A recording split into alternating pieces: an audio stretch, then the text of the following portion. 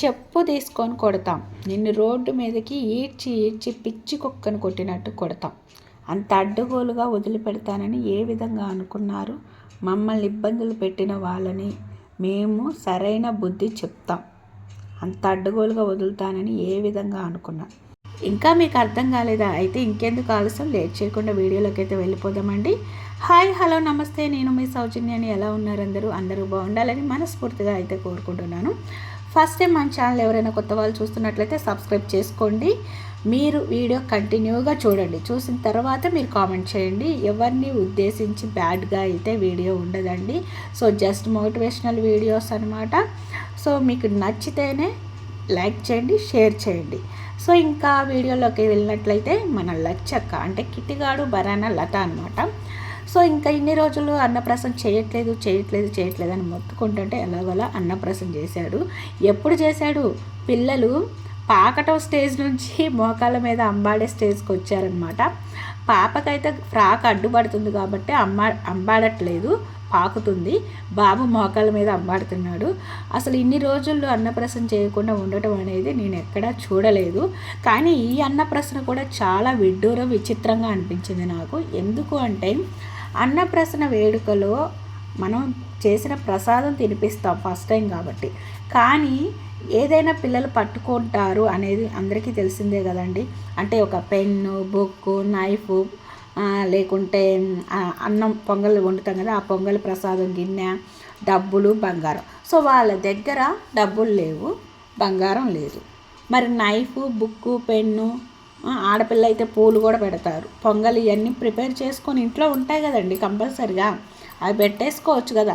అసలు డబ్బులు కూడా కట్టలు అవసరం లేదు. 10 రూపాయల నోట్లో ఉన్నా, 20 రూపీస్ నోట్లు ఉన్నా అవైనా పెట్టచ్చు.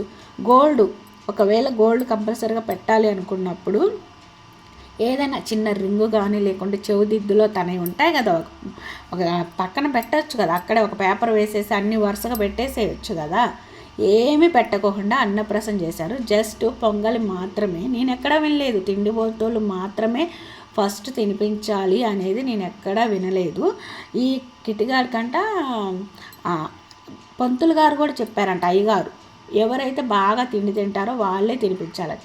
అదేముండదండి, శాస్త్రంలో ఎక్కడా ఉండదు. ఫస్ట్ తండ్రి, తల్లి, ఆ తర్వాత ఇంక 1 by 1 తాతలు, పెదనాళ్ళు, నాయనమ్మ, అమ్మమ్మలు వీళ్ళందరూ తినిపిస్తారనమాట. సో అలాగే అన్నప్రాసన కంటే ముందు ఇలా పాకుతూ వచ్చి మనం పెడతాం ఎదురుగా నైఫ్, పెన్ను, బుక్ అంటే భగవద్గీత ఇట్లాంటి పుస్తకాలు ఉంటాయి, దేవుడి పుస్తకాలు, అలాంటివి పెట్టవచ్చు అనమాట. ఇలా పెట్టి వరుసగా ఒక 5-9 వస్తువులు పెడతారు.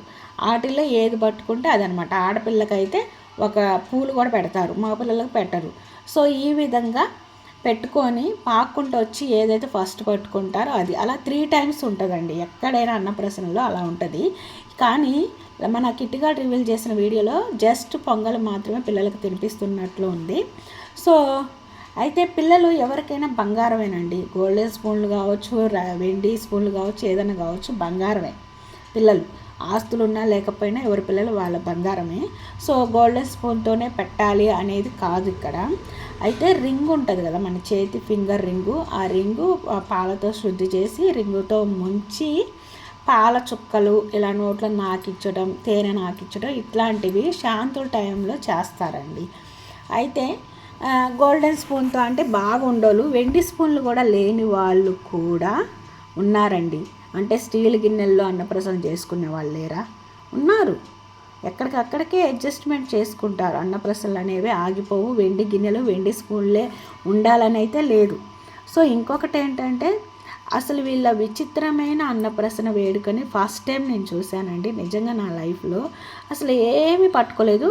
ఒకవేళ ఈ వీడియో అనేది అప్కమింగ్ వీడియోలోకి జాయిన్ చేస్తాడు అనుకుంటున్నాను నేను. ఎందుకంటే పాక్కుంటూ వచ్చి పట్టుకునే వాటిని వీడియోలో పెట్టలేదు. జస్ట్ వాళ్ళు అన్నం తినిపిస్తారే ఆ వీడియో మాత్రమే షేర్ చేశాడు.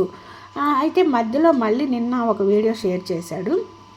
అదేంటంటే తన కిట్టిగాడు బరానా లత వాళ్ళు హౌసు, బంగారం, డబ్బులు ఇవి పోయాయని కొన్ని రోజులు బ్యాక్. అలాగే మన బరానాకి పిచ్చెక్కి తను ట్రీట్మెంట్ తీసుకొని మళ్ళీ కోలుకొని ఇంటికి వచ్చాడు కదా.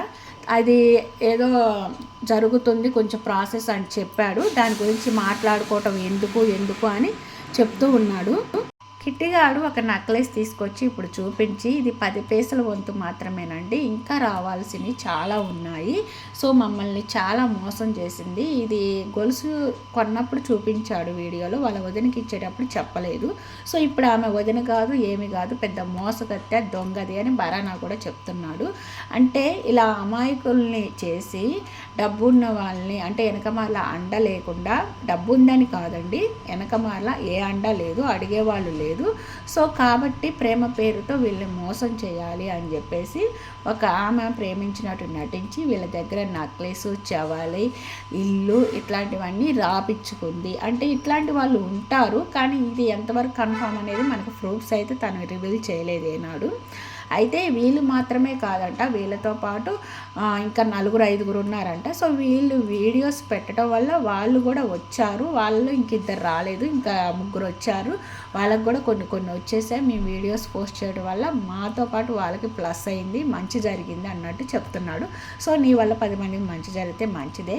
సో ఎందుకంటే ఇట్లాంటి వాళ్ళు కంపల్సరీగా ఉన్నారు చాలామంది, ప్రేమ పేరుతో అనేముంది రకరకాలుగా మోసం చేస్తున్నారు. సో ఇక్కడ మీ అన్నగారికి ఎలాగో మ్యారేజ్ అయింది అనేది మాకు తెలుసు, కానీ ఎలాగో సింగిల్గా ఉన్నాడు కాబట్టి మళ్ళీ పెళ్లి చేసుకుంటానని తను చెప్పి తనతో బంగారం అన్నీ కొనిపించుకొని సో హౌస్ కూడా రాయించుకుంది. సో హౌస్ రాయించింది అనేది అక్కడ ప్రూఫ్ అయితే లేదు, కానీ తను ముందుగానే రాసేసాడంట.